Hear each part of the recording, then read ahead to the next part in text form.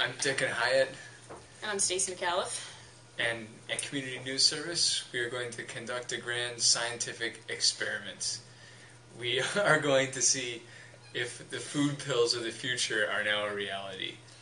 Because you know how in all those old science fiction shows, they'd always have food pills. Like on the Jetsons, they would eat a pill. Right, right. And they'd be like, oh, it tastes just like blueberry pie. And then they wouldn't have to eat anything else. It was like the one pill had everything they needed for the whole day. Yes, like a self-contained breakfast, lunch, and dinner. Yeah. But, like, they never happened. Like, the same guys who were supposed to do the food pills were the same guys who were supposed to do the jetpacks and the flying cars and the rocket pants and everything else. And they just never... It's like they never got around to it, so we don't have food pills. Or do we? Because we went on the internet and we found these things called survival tabs, which are supposed to be everything you need to survive in the wilderness in pill form for like, how long does it last? This bottle is supposed to last for 2 weeks, one person.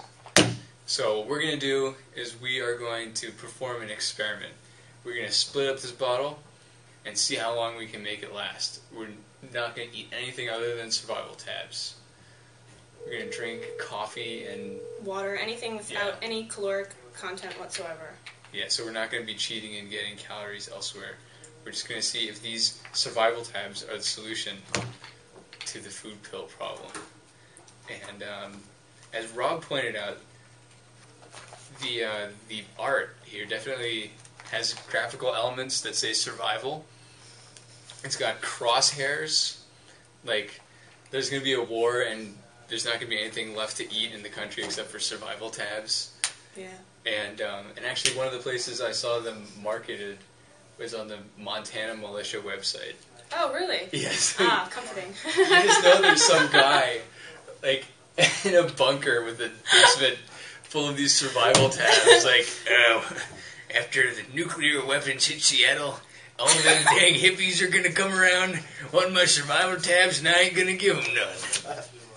So I have high confidence that these things are gonna be successful. We're gonna be able to live off of them. I'm betting my life on it. Yeah, me too. My life. I know about you, but I'm not gonna stop even if I die. I mean, I'm just gonna... until they run out, or until I die. That's what's going to come first. I think death is the easy way out, and I plan to take it to the end, if you know what I mean. The end. Me too. This is all in the name of science. Yes. So either way, it's going to be good for science. And I was kind of on the fence about this, because it's sold by like an herbal supplement company. Oh. And so I thought it might be all baloney, but then I saw this amazing testimonial by a guy who was in a camel race in Australia and lived off of survival tabs. Dear folks at Food Reserves, during the first few weeks of the race, when we were all slower and spent most of each day just trying to complete the average race stances, the pace allowed us to no time for the lunch breaks. Survival food tabs made up the majority of my diet. Taking on every hour kept my energy at a competitive level during a time of incredible extremes. Later, when my camel injured his foot and shoulder, and I faced a grueling walk of 1.700 kilometers, survival tabs were there once again to give me that needed push. During that time, the stress on my body was so severe, and my nutritional requirements were so high from the physical effort and sweating, it's quite possible that I might not have made it without the survival tabs. The tabs played an important role, especially during monotonous days over featureless desert horizons when eating was my only form of entertainment. They were like eating freeze-dried ice cream, only better. A food supplement for body and soul. Thanks again for the excellent product. I look forward to using them on my next great adventure. Alan Deaver, Sydney, Australia, August 25th, 1988.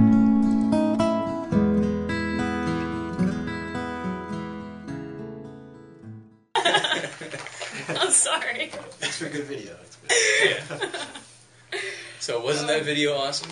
Oh my god, I was moved and touched, and I want a pair of those shorts. Yeah. I do. May have to go back to 1988 to get a pair of those shorts. If the DeLorean was here, I'd hop in. So are you ready to try the food pills? I am ready. All right. Now, according to the website, it says they're completely nutritious and have a 10-plus year shelf life, and they are absolutely delicious. Just let them melt in your mouth. You'll probably chew them up. They're so irresistibly good tasting. That's from survivaltabs.com. Mm. So it's kind of like a giant Flintstones vitamin. Yeah. All right.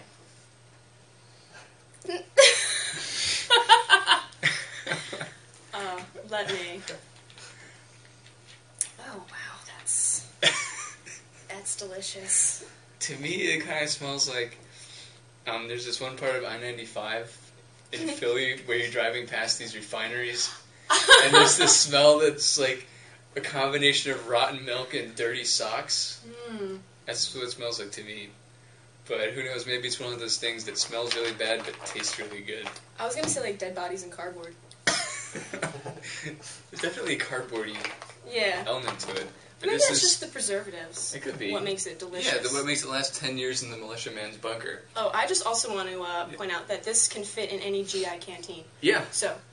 Yes. Easy to carry. Mm-hmm.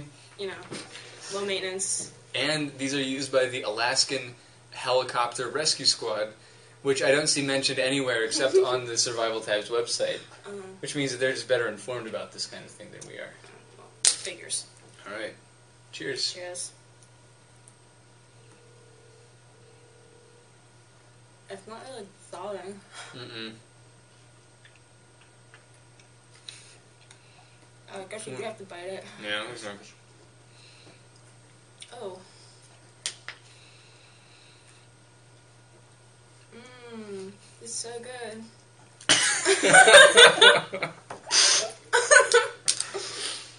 Wow. Mm. I tell you, it's going to be really easy to eat 12 of these a day. I'm probably going to eat more than 12 of them. Mm-hmm.